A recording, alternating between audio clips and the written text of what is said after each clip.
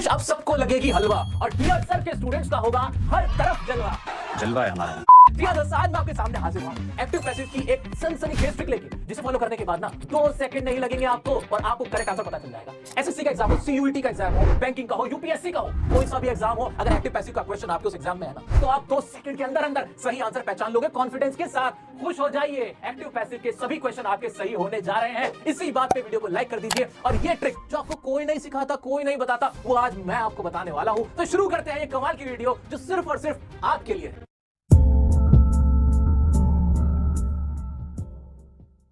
दोस्तों, कोई भी इंग्लिश का जो सेंटेंस बनता है वो ऐसे ही बनता है कि एक तो सबसे पहले सब्जेक्ट आ जाता है, सब्जेक्ट जो काम को करने वाला होता है वो आ जाता है, फिर वर्ब आती है जो काम हो रहा होता है, और लास्ट में हमारा ऑब्जेक्ट आ जाता है। इसी तरह से हमने अभी तक सारे सेंटेंस बनाए हैं, टेंस के रूल आपने सीखे थे, वहां भी यही किया होगा, इतना ही किया था ना।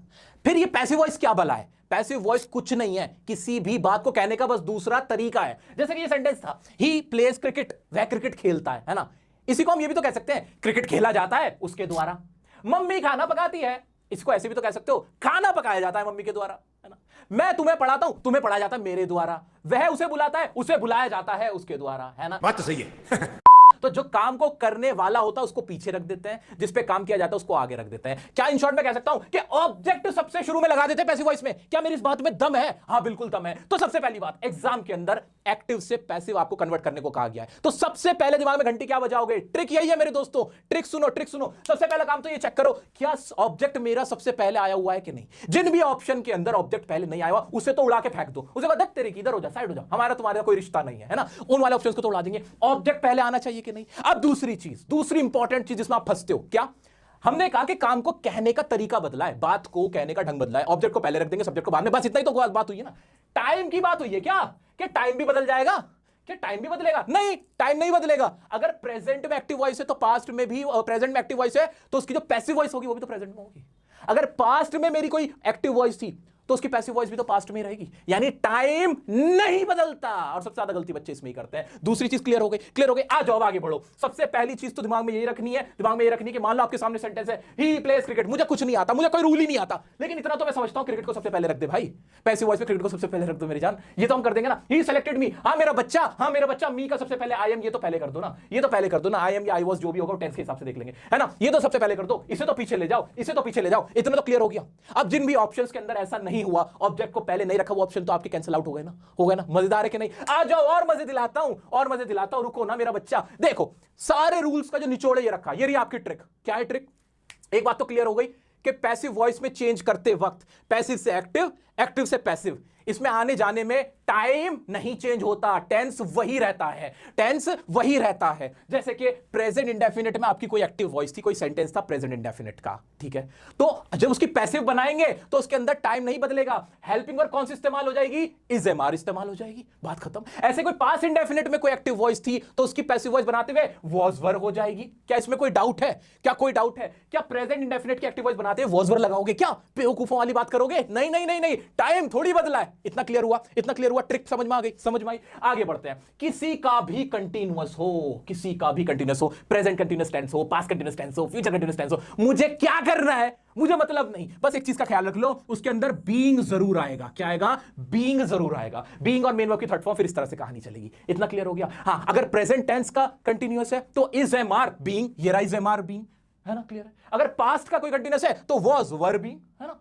कंटिन्यूटी को दिखाने के लिए पैसिव वॉइस में बीइंग आएगा, लगातार होने को दिखाने के लिए पैसिव वॉइस किसी भी टेंस की हम क्या लगा देते हैं? बीइंग लगा देते हैं। इतना क्लियर हो गया कि नहीं? बिल्कुल क्लियर हो गया। अच्छा। फ्यूचर टेंस में आ जाते हैं। विल शैल ही होगा, विल शैल बदल जाएगा क्या? कुछ भी नहीं, वे बी लगेगा। तो फ्यूचर टेंस को तो सोचने की जरूरत है ही नहीं। बचा परफेक्ट टेंस। किसी का भी अगर परफेक्ट है ना तो उसके अंदर बीन आएगा, ये याद रख लेना। परफेक्ट के लिए बीन, कंटिन्यूअस के लिए बीइंग, परफेक्ट के लिए बीन, कंटिन्यूअस के लिए बीइंग। क्या इससे ज्यादा कुछ है? इसके अलावा पैसिव वॉइस में कुछ नहीं है, खत्म। यही ट्रिक्स थी भाई, ये तो शुरू होते खत्म हो गया यार।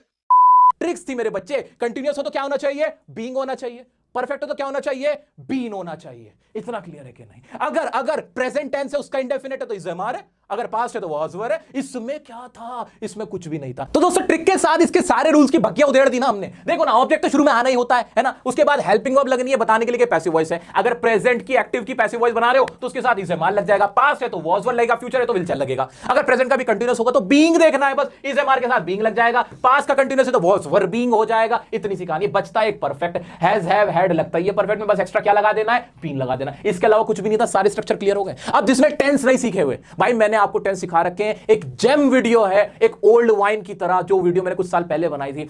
करोड़ों लोग उससे टेंसेस को सीख रहे हैं। 70 मिलियन प्लस व्यूज हैं उस वीडियो पे। वो देख लेना, टेंस सीख लेना, वहां से सब सीख लोगे उस वीडियो को देखने के बाद टेंसेस। ठीक है, वहां से टेंसेस बढ़िया से सीख के आ जाना ताकि ये चीजें और क्लियर हो जाएंगी। आइए कुछ एग्जांपल दिखाता हूं आपको, और कैसे आप भक्कियां उधेड़ोगे, कैसे आप धूम मचाओगे। जरा देखना ये वाला क्वेश्चन देखना। कन्वर्ट करना है पैसिव में। ही इन्वेंटेड माइक्रोस्कोप। एग्जाम में क्वेश्चन है। सबसे पहली चीज क्या देखनी है? ट्रिक नंबर 1 कि ऑब्जेक्ट मेरा माइक्रोस्कोप सबसे शुरू में आना चाहिए। क्या इसमें ऐसा हुआ है? नहीं हुआ है, पापी है ये, इसको काटो। देखते काटो, आगे पढ़ो ही मत इसको तो उड़ा दो। सबसे पहला काम क्या होना चाहिए था? माइक्रोस्कोप आना चाहिए था। इसमें माइक्रोस्कोप आया, लेकिन इसके बाद क्या लगा? इज लगा। ये टेंस कौन सा था? इन्वेंटेड। सेकंड फॉर्म थी, पास्ट का इंडेफिनिट। पास्ट में इज लगा रखा है। इतना तो हमें क्लियर ही है कि पास्ट में जो पास्ट का अगर टेंस है तो पैसिव वॉइस भी पास्ट में ही होगी, प्रेजेंट में नहीं होगी। तो ये भी आगे बढ़ने से पहले ही गलत हो जाएगा। तीसरा, माइक्रोस्कोप सही लिखा, वो सही लिखा। इन्वेंटिंग वर्ब की थर्ड फॉर्म कहां है? पैसिव वॉइस में।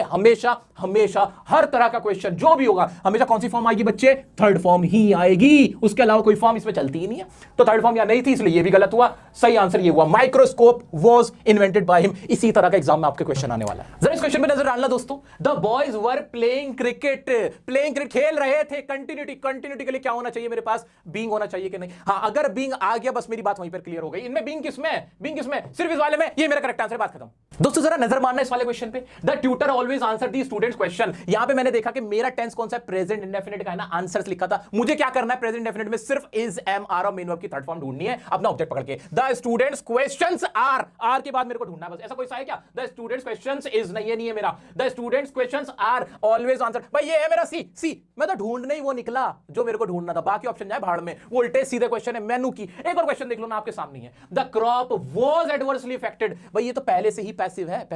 किसकी पैसिव है? पास्ट इंडेफिनिट की पैसिव है। वाज लगा हुआ है थर्ड फॉर्म में। तो मुझे क्या ढूंढना है? ऑब्जेक्ट पकड़ूंगा पहले तो मैं, जो भी मेरा लास्ट वाला वो शुरू में आ जाएगा ना। तो क्या था? The inadequate rainfall adversely affected मेरे को ढूंढना है। कहां है the inadequate rainfall adversely affected? दिख रहा क्या ये मेरा सही है? हां सही है। मुझे आंसर देखना ही नहीं है। आगे बढ़ते हैं, कुछ और क्वेश्चन देखें। हां बच्चों कुछ और देख लेते हैं।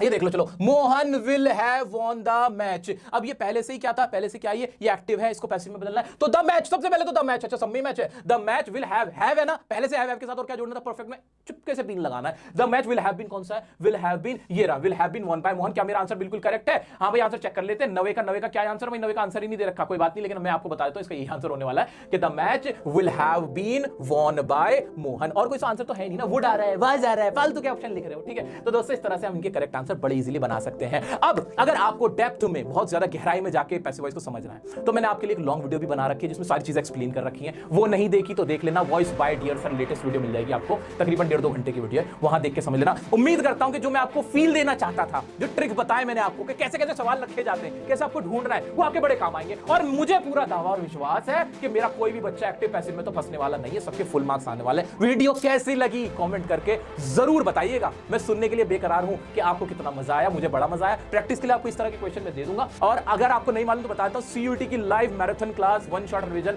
आपकी कल से यानी 10 मई से स्टार्ट हो रही है। वो जरूर अटेंड करना। उसमें सारे ग्रामर के टॉपिक्स मैं आपके क्लियर करने वाला हूं। इवन वो सीयूटी के लिए नहीं, जितने भी आपके एग्जाम है ना, कंपेटिटिव एग्जाम, एंट्रेंस एग्जाम, उनके लिए फायदेमंद है। आपका फायदा होने वाला, आपकी अच्छी खासी प्रैक्टिस हो जाएगी। ग्रामर कराएंगे, वोकैब्स कराएंगे, सारे टॉपिक्स उसी में देखेंगे।